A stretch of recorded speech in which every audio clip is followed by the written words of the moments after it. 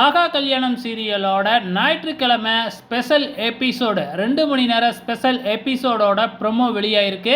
அதை பற்றி நம்ம இதில் டிஸ்கஸ் பண்ணுவோம். இந்த ப்ரொமோவில் வந்து பார்த்திங்கன்னா மதனை எதுக்காக இந்த கௌதமும் சித்ராதேவியும் சேர்ந்து வர வச்சுருக்காங்க அப்படின்னு பார்த்தீங்கன்னா, கல்யாணத்தில் வந்து இங்கே ஐஸ்வர்யா வயிற்றில் வளர்கிற குழந்தைக்கு நான் தான் அப்பா அப்படிங்கிற மாதிரி வந்து பார்த்திங்கன்னா சொல்ல வராப்புல.